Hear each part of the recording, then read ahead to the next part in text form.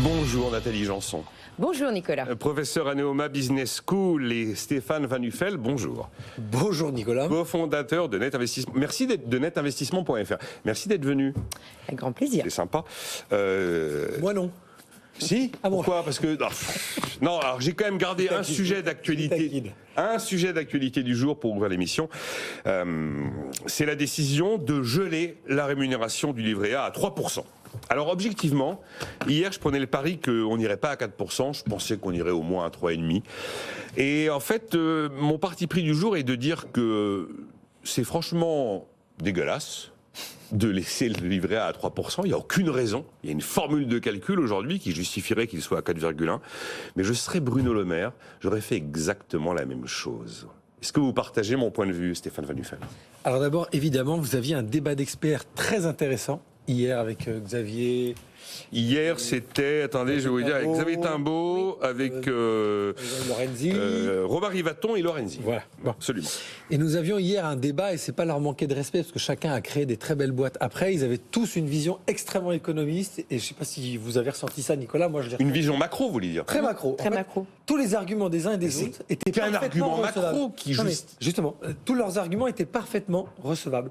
Ils se sont dit entre eux. Oui, oui. Finalement, Et on avait toutes les réponses d'un côté ou de l'autre. Donc, il est très clair que maintenant, il est logique qu'il y ait cette petite passe d'armes facile entre la Banque de France et puis qu'elle laisse le sujet à Bercy, parce que c'est Bercy qui doit arbitrer, pas simplement sur quelque chose d'une formule de calcul qui tue la France à chaque fois sur tout un tas de trucs, les taux d'intérêt, d'emprunt, etc., etc. Et là, on a un vrai sujet, et là, moi, je peux vous le dire, je vis dedans au quotidien. Donc je crois que c'est Xavier hier qui disait, on a un risque que les Français sortent de l'argent de tous leurs placements efficaces, utiles, qui donnent du sens. Je ne parle pas que de l'assurance vie, le fonds euro, pour faire finalement un rapatriement vers les livrets A, parce que les livrets A sont loin d'être pleins. Et il reste le LDDS qui a 12 000 de plus. Donc des Français qui ont 35 000 euros là disponibles, eh ben, ils peuvent le faire en rapatriant tout. Mais ils ont commencé en février. Mais ils avaient déjà commencé. Ils avaient déjà commencé, bien sûr. C'est évident. Donc en fait, le vrai sujet, c'est, j'ai pas l'impression qu'on pénalise les Français en leur disant qu'il ne faut pas le faire. Pourquoi? Sinon, on va encore. Attendez, qu'on pénalise les Français en leur disant qu'il ne faut pas quoi qu'il ne faut pas. Il y a moins d'intérêt à y aller. Je vais un petit peu direct. C'est que moi, je leur dis pas d'aller sur le livret A à 100%.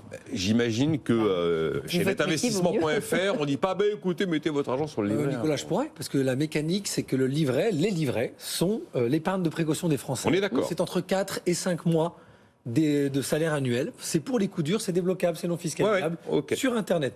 Mais c'est devenu une théorie financière quasiment. Au-delà, on ne pense plus au court terme. Et les gens qui sont en train de casser des assurances-vie, revendent peut-être des biens immobiliers, j'exagère, mais dans le contexte, ça pourrait se faire. Parce qu'ils se disent, j'aurai 4 sur le livret A demain, si on a eu 4,1, bah forcément, le livret A, il peut rebaisser dans 3 ans, si l'inflation, dans 2 ans, espérer 2 ans, si l'inflation rechute. Oui. Mais leur assurance vie, c'est terminé. Il faudra qu'ils repartent à zéro en termes de date. Leurs investissements à long terme, où ils auraient peut-être pu prendre des risques, bah là, c'est plus du tout une vision à long terme. Donc tout explose au mauvais moment. Mais moi, je trouve qu'il y a très clairement dans la décision de Bruno Le Maire un arbitrage. Je pense qu'on n'a pas toutes les données, mais il faut éviter aux Français de faire cette erreur de tout le temps blinder les livrets réglementés et conventionnés qui n'ont pas réellement d'impact sur l'économie réelle. Je finirai là-dessus, par Nathalie. En plus, on se rend bien compte que là, en montant le taux du livret A, l'utilité de l'argent du livret A devient contre-productive parce qu'elle coûte très très cher aux organismes de logements sociaux qui sont censés emprunter l'argent des Français à travers pour faire du logement social. Donc en fait, je ne vois pas du tout l'intérêt fondamental là, en ce moment, d'avoir d'un coup rajouté un point, ce qui est énorme. Oui, mais j'entends très bien ce que vous dites, Stéphane Van Nuffel. C'est le discours de la raison, c'est le discours de l'expert. Merci de le faire. Seulement, mettez-vous à la place de celui qui n'est pas totalement expert et qui pense qu'il est logique que son épargne... C'est ce que disait Xavier Timbaud hier. Enfin, vous montez les taux d'intérêt au niveau des banques centrales, vous montez le prix de l'argent, le prix court de l'argent. Mais il est logique et théoriquement logique que le prix du livret A soit rehaussé. Voilà. Alors effectivement, la Banque de France vous dit, on mettait un point de livret A, c'est 32 000 logements sociaux en moins. Et Robert Rivaton disait hier, le logement social, c'est le logement des gens qui n'ont pas de livret A.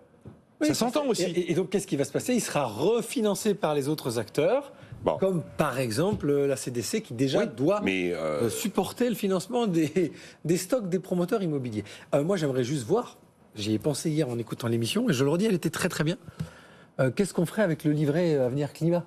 Parce que c'est peut-être là qu'il y aurait quelque chose à faire plutôt. Parce que ce livret A, il est bien gentil, mais il a une mécanique très particulière. Il est très limité dans son utilité pour la société. Donc, quitte à flécher les Français vers un rendement, envoyez-le vers un livret qui ait plus d'avenir. Juridiquement, je n'ai pas la réponse à ma question, mais j'imagine qu'un choix politique pourrait modifier la destination du livret A. De toute façon, c'est totalement... ça n'a pas de... Nathalie, par rapport à ça, non mais je comprends parfaitement l'argument de Stéphane, et je vais le développer à 10h40 chez Cédric Decoeur, parce que j'ai à peu près le même point de vue. Allez-y. Je pense que c'est... Alors là, c'est vraiment typiquement un Mettez le débat... micro plus devant vous, il est trop décalé. Exactement. Voilà. C'est un débat très français, puisque de toute façon, parce que de l'épargne réglementée, c'est français, voilà. On est le seul pays au monde à avoir je pense qu'il n'y a pas beaucoup d'autres pays, oui, je pense qu'on n'a pas beaucoup de pays, peut-être par l'État. Par l'État.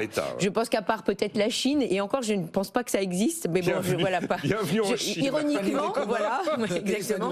Mais honnêtement, de toute façon, c'est une aberration en soi, l'existence du livret A, et je cautionne, 1000 fois ce qui vient d'être dit, c'est-à-dire que de toute façon, c'est déjà qu'on n'a pas beaucoup d'épargne disponible avec nos retraites qui ne sont pas par capitalisation, mais alors là on en remet une couche, puisqu'en fait on offre aux Français un produit où effectivement ils ont une garantie, ils sont défiscalisés, et donc en fait ils vont encore moins sur des produits qui vont aller irriguer, donc je ne dis pas que ça irrigue pas évidemment l'économie, puisque ça va financer du logement social, donc on ne va pas dire que ça n'irrigue pas, mais par rapport à tout l'enjeu du financement des petites et moyennes entreprises, de plein de sujets là-dessus, effectivement, c'est quand même une aberration, surtout aujourd'hui, à l'heure effectivement, des innovations financières et de choses comme ça. On se dit, mais pourquoi il est encore là, cette espèce de dinosaure, et on va effectivement se quereller sur, alors effectivement, c'est pour les épargnants, là, on avait un arbitrage favorable pour retourner sur le livret A. Moi, j'ai jamais été une grande fan, parce qu'en fait, je ne cautionne pas l'idée,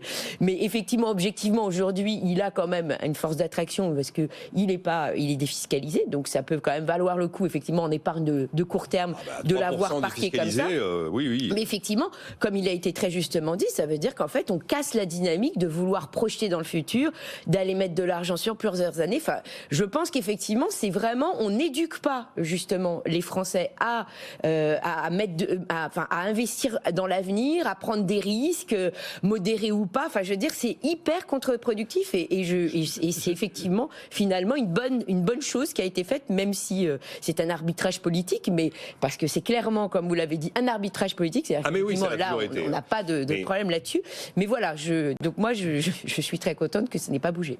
Bienvenue sur BFM Business. C'est quand même le seul média de France où on peut vous dire que le livret est un dinosaure qui devrait disparaître. Je pense que nulle part en France, on osera prononcer des mots aussi provocateurs.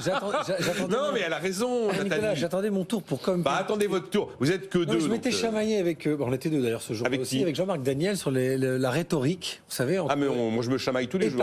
Investissement, placement. Oui. On n'était pas d'accord, alors je me retire évidemment avec humilité face à Jean-Marc Daniel. Le livret A, le LDDS, sont des livrets d'épargne. Épargne, précaution.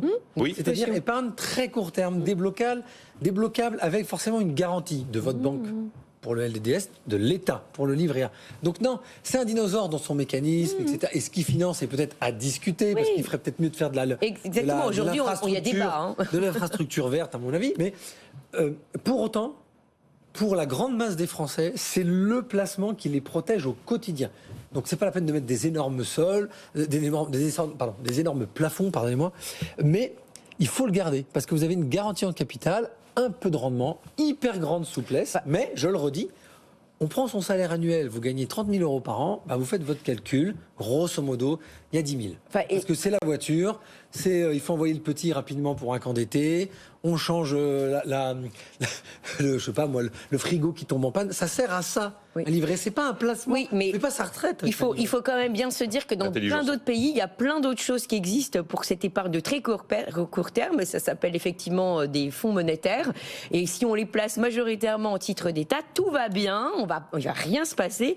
Et ça, c'est la grande différence. C'est-à-dire que vous allez dans plein de pays, et donc les États-Unis, c'est évidemment ceux qui ont pris cette voie beaucoup plus tôt que les autres. Mais là, ça fait fort longtemps que les déposants américains, enfin les particuliers américains, sont repartis justement sur les fonds communs de placement monétaire parce qu'ils ont augmenté. Et c'était bien la problématique. C'est pour ça qu'on a eu cette problématique aussi de gestion des dépôts aux États-Unis. C'est pas un hasard. C'est-à-dire c'est un peu compliqué pour les Français de le comprendre parce que nous, c'est pas comme ça que ça fonctionne. Mais aux États-Unis, c'est comme ça. C'est-à-dire j'ai mon taux qui augmente, il augmente sur le marché monétaire. Je vais enlever sur mon compte de dépôt que je le laissais comme ça parce qu'il n'y avait pas vraiment de meilleure alternative. Les taux étaient très bas partout, mais je le remets sur des fonds communs de placement parce que ils ont monté et cette épargne, elle est tout à fait, elle est stable, il va rien se passer, tout va bien. Surtout besoin pour ma retraite. Exactement. Donc et c'est ça qui est très différent. Et Nicolas, hier, je parlais tout seul dans la rue en écoutant un argument. C'est une bonne maladie. Ah ouais, pour moi, c'était très drôle. C'est les gens autour qui se sont inquiétés. Xavier Timbaud a dit quelque chose en disant en fait, il y a sûrement une volonté aussi de faire ça, de flécher finalement l'épargne vers des produits plus sclérosants pour éviter de trop investir, pour ne pas emballer la machine qui est celle qui est emballée. On n'investit pas. Il ne faut pas oublier que celui qui est en train de se faire le plus attaquer par le livret A, c'est le fonds euro des contrats d'assurance vie. Oui. Je vous repose la question pour la 8e fois depuis qu'on se connaît. Qu'est-ce que ça finance, les fonds euros des assureurs français? La dette française. L'OAT français. L'OAT. Donc il y a un moment donné, si on finance plus l'OAT, que le taux du livret A montait trop cher et que ça coûtait trop cher aux HLM et aux banques. Hein. Vous avez vu les résultats de BPCE premier semestre. Bien sûr. Ce que les taux réglementés à 3% leur ont coûté. Et donc oui, donc en fait, il y a un moment donné, l'État qui trouve l'argent où pour pouvoir financer le manque à gagner qu'il a. Oui, il se protège lui-même quelque part. Nous sommes dans un enchevêtrement là de choses qui nous mènent aux autres sujets où on peut taper du poing sur la table en ce moment. Le livret A à 3% maintenu. C'est très bien, monsieur le maire. C'est dégueulasse, mais j'aurais fait pareil. Non, c'est pas dégueulasse. Mais non, mais je dis ça pour être provocateur.